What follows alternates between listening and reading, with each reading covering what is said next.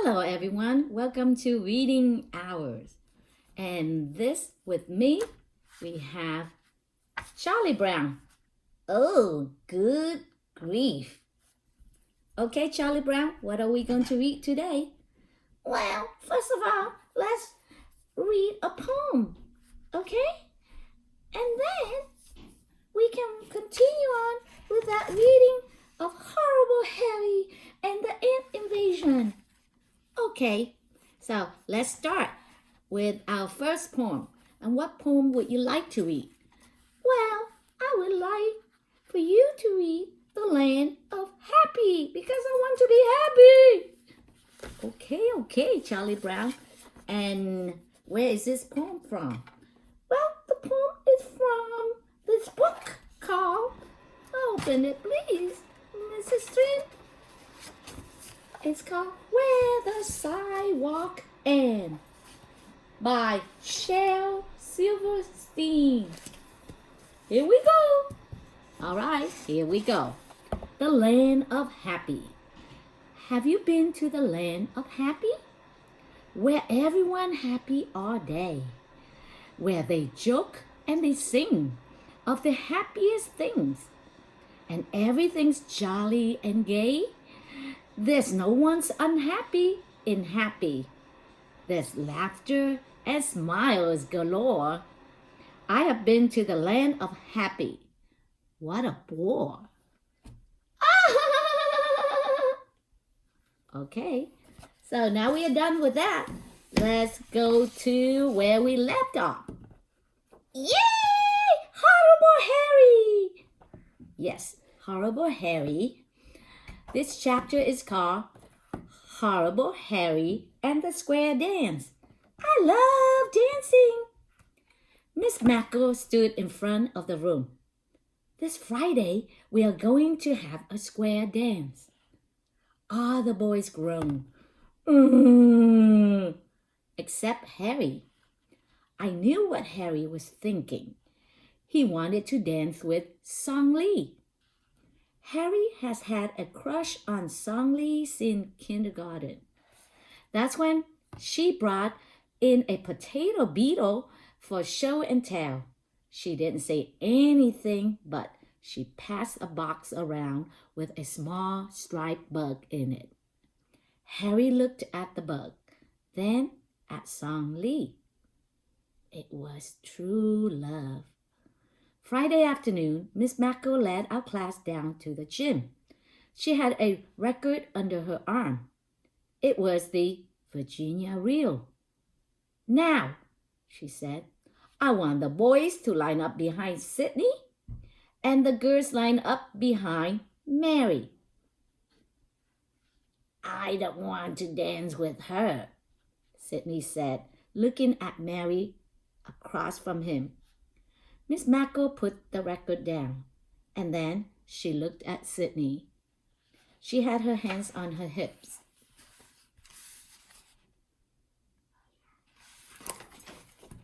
Sydney, one of the reasons we dancing is that we need to learn manners. Sydney puts his head down. Yeah, like that. We must say thank you to everyone we dance with. Being polite is very important. After a moment of silence, Miss Mackle added, anybody who doesn't agree can dance with the teacher after school when we'll go over these rules. Sydney turned green. Ooh. All the girls giggled. All the boys groaned. I did too. Dancing with a teacher would be deadly. Miss Mackle showed the girls how to curtsy. Then she showed the boys how to bow. Everybody practiced. I made a face. I hate to dance. When I looked across the floor, I looked at my partner. It was Song Lee. Harry gave me a jab in the side. Move over, he said.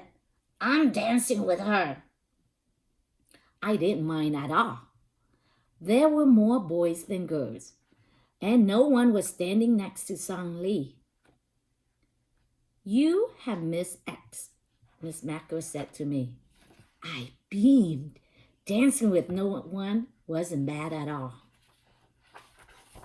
Miss Mako then showed us how to do the Virginia reel. Harry walked over and took Song Lee's hand. He wanted to get ready early. "Not yet," Miss Mako said. "I haven't even turned on the music." Everyone laughed. Harry held up his fist. When the music finally did go on, the boys walked across the floor and bowed. The girls walked across the floor and curtsied. "Now, let's do the Virginia reel," Miss Mako called. Sydney walked over and took Mary's hands. His eyes were crossed. They sashayed down the center, and then they joined the lines. "You didn't stop and twirl her under your arm," Miss Mako complained. Harry was next. He walked over and took Song Lee's hands, and then they sashayed down the center. He stopped, put up his arm, and Song Lee twirled around and curtsied.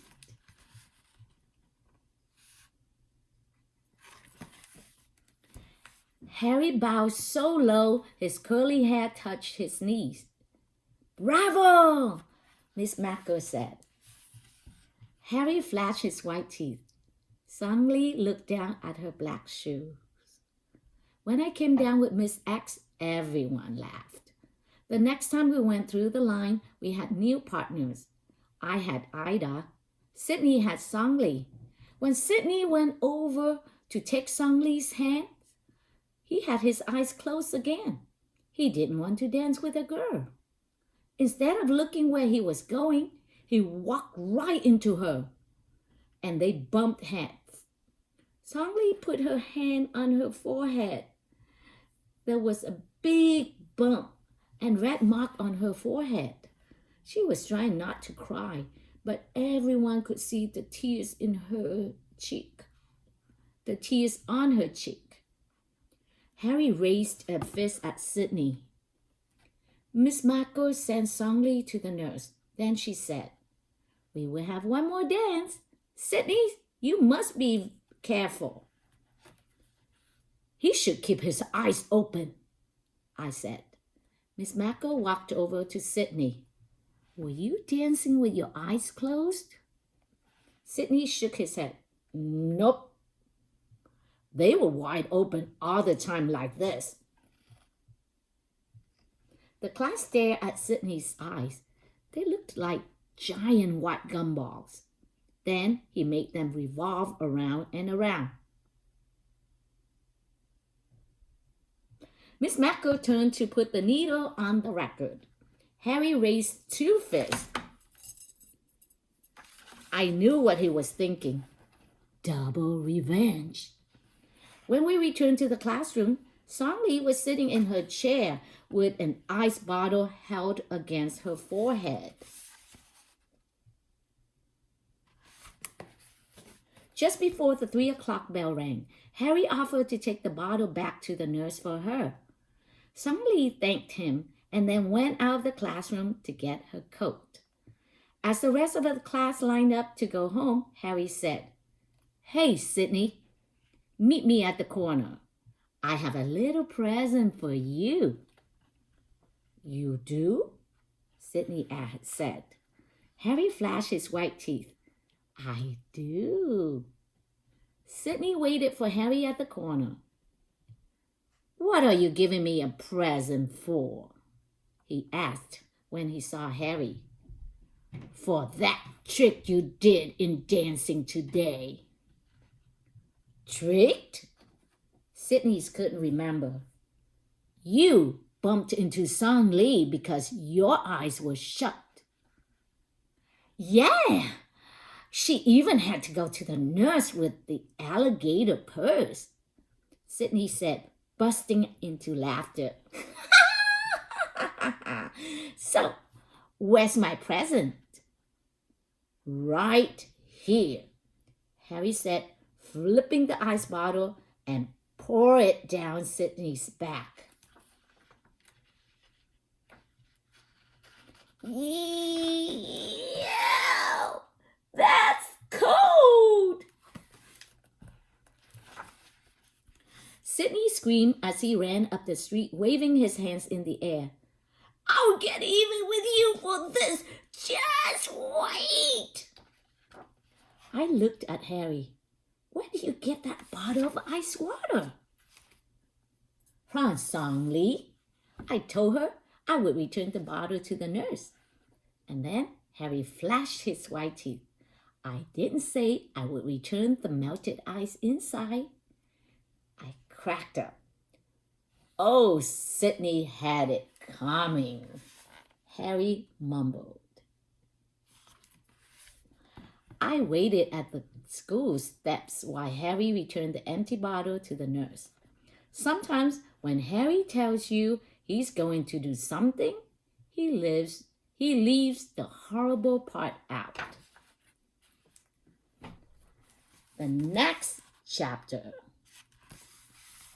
Horrible Harry and the deadly fish tank. We have a fish tank in room 2B. No, room 30. 2B. 30. Okay, 30. We have a fish tank in room 30. Last time, Harry and I counted there were 25 fish swimming around in it. 20 guppies, 4 neon fish, and 1 black molly. Then there was Horrible Monday. This is how it happened. Sydney came to school mad. He was mad about Harry putting ice water down his back on Friday. Even his hair looked angry. It stood on end. Sydney probably didn't bother combing it. Miss Mackle looked at the monitor chart. Boys and girls, I will announce the week's new monitors. Sydney is messenger. Doug is paper monitor. Ida is ant monitor. Mary is plant monitor. Song Lee is sweeper. And when she finally got to Harry, she said, Harry is fish monitor. Harry immediately got up and went back to feed the fish. He turned on the light in the tank and took roll. Carefully, he recorded the number in the fish roll book. Then he checked the temperature. It was in the green part of the thermometer in the 70 to 80 degree range. At lunchtime, Harry fed the fish and then lined up behind me in the cafeteria. I have my favorite dessert, Doug, he said. 2 pieces of Mom homemade fudge. I've been saving it for us on the way home from school. I drooled. I know how good Harry's mother's fudge was. Chocolatey, nutty, and good. After lunch, when we were working on math, Harry walked back to check the tank.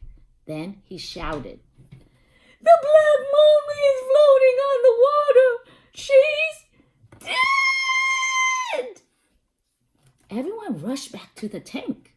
Miss Mackle opened the cover of the tank and took out the net. She scooped up the dead fish. Then she put her finger in the water. Why?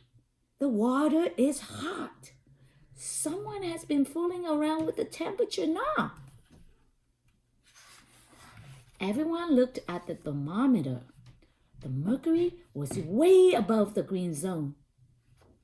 Who would do such a horrible thing? Miss Mackle exclaimed. Everyone looked at Harry. Harry? I did too. Harry loves to do horrible things.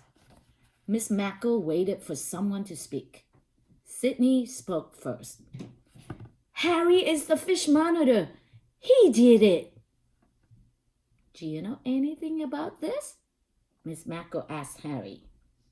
Harry shook his head.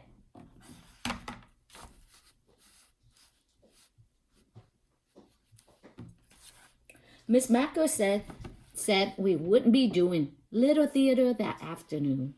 She didn't feel like doing anything fun. She was too disappointed. We just worked at our seats the rest of the afternoon. It was a long day. When Harry lined up at 3 o'clock, no one wanted to stand next to him, except me. Do you think I did it? Harry asked as we walked home. I didn't say anything. I wasn't sure. Doug, Harry said, I wouldn't do anything that horrible. I plan on being a great scientist someday with you, remember? I would never take the life of a single living thing, not a beetle or an ant or a single blade of grass. I knew Harry never mowed the lawn. He told his mother he couldn't kill the grass. We walked home without talking. We didn't even eat Harry's homemade fudge. We just didn't feel like it.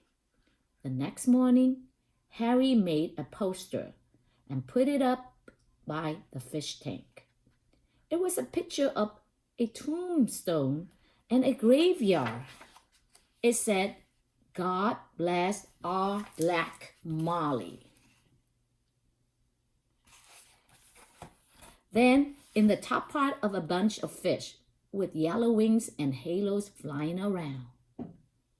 What's that up there? I asked. Fish heaven, Harry replied. Miss Mako started the morning as usual with a conversation. Boys and girls, we need to talk about our fish. We are responsible for them. Somehow we made an error. Sidney raised his hand. Harry is the fish monitor. He likes to do horrible things. Harry did it. Then he should stay after school. Then he sat back in his chair and smiled. I looked at Sidney. Then it dawned on me. Revenge. That's what Sidney wanted. He wanted to get even because Harry had put ice water down his back. Harry raised his fist at Sidney. I wouldn't cook a fish like that. Prove it, Sidney replied. Harry, Miss Mako said, do you know anything about how the Black Molly died? Harry shook his head.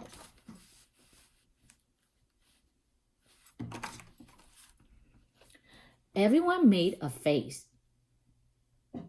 No one believed Harry but me. Did anyone see someone at the fish tank just before the lunch bell? I asked. Sang Lee had her hand in the air for the first time. Yes, Sang Lee, Miss Mako said. Did you see someone? Softly, Sang Lee spoke. I see Sidney by the tank just before the bell rang. He reached behind where the knob is. Sidney sank down in his chair. Miss Mako glared at him. Sidney looked at the teacher, then the class. His face turned red. I didn't mean to kill the fish. Just what? Miss Mako asked.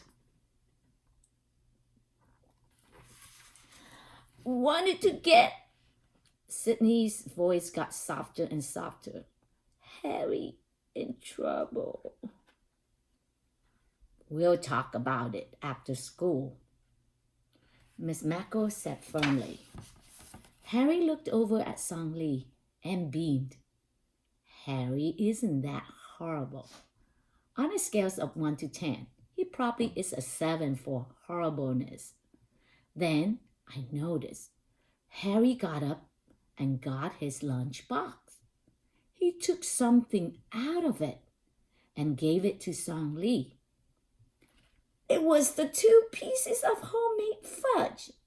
Forget that 7. Anyone who gives any fudge away to a girl is a 10.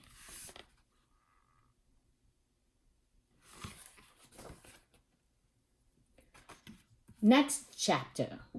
Horrible Harry and the class picture. Tuesday, everyone came to school looking very neat. It was picture day for room 2B. No! Room 30! Okay, room 30. How nice everyone looks, Miss Mako exclaimed. No! Mrs. Shrimp exclaimed. Okay, Charlie Brown, settle down. Sit down. Okay. We looked at the teacher's hairdo. It was real curly and it looked red. Do you dye your hair? Mary asked the teacher. Miss Mako's face turned red. No, I just... Her voice got softer. Just use a red rinse. You look pretty, Harry said, and then he flashed his white teeth. Thank you, Harry. You look quite nice in your suit and tie. My mother made me wear it. She's ordering pictures for all my relatives for Christmas. Will we get free combs this year? Sydney blurted out. Let's hope so, Mary said. You need one. Everyone looked at Sydney. His hair stuck out all over his head. Miss Mako took out her red attendance book. Let's see. Everyone is here today except Song Li. We looked around. She wasn't at her desk or next to the fish tank or sharpening a pencil. Harry frowned. Do you think she's sick? I hope not, Miss Mako said. It would be so nice to have everyone present for the picture. Just then, Song Li appeared at the door. Harry's eyebrows shot up. Miss Mako went to meet her. Why, Song Li, you look beautiful. Song Li looked down at the floor. Her hair was in a bun. 2 white flowers were pinned on either side of her hair. She was wearing a long dress and a flower sash. When Song Li looked up, she said, Mother, I want to send picture to Korea for my relatives. Miss Mako smiled. They will be very pleased. Just then, Mrs. Foxworth appeared at the door. The photography is ready for room 2B in the gym now. Room 30! Oh, great. Okay. As we walked down the hall, I said to Harry, we probably won't get to stand next to each other. I'm 4 inches taller than you. I know, Harry replied.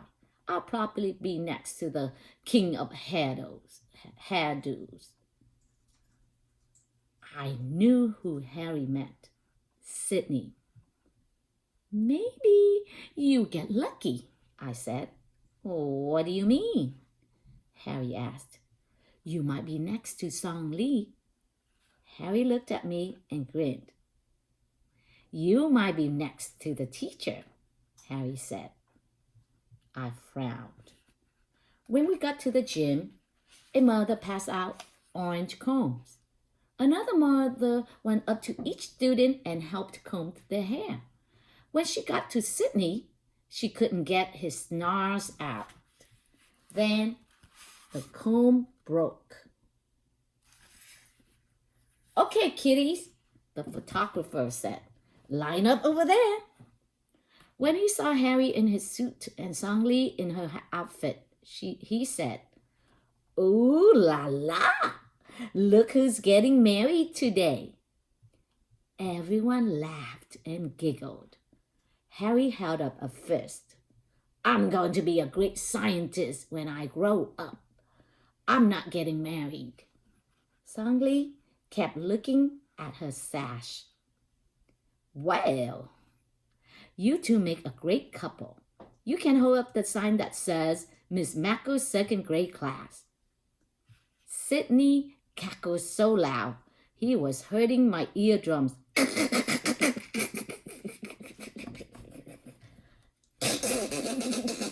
Okay, Charlie Brown.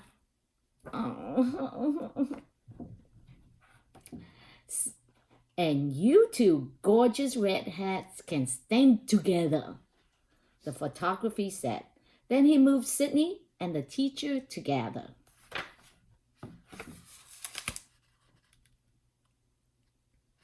Everyone laughed again, except Sydney. Hey, good looking, the photographer said to me. You get to stand between two lovely ladies. I made a face and stood between Ida and Mary. Okay, kiddies, the photographer said. Say hamburger with pickles and cheese. The photographer flashed his camera. Now, say livers and onions. The photography flashed his camera again. I was hoping the picture would be over real soon. I was surrounded by girls. Say spaghetti and meatballs. The photographer flashed his camera one last time.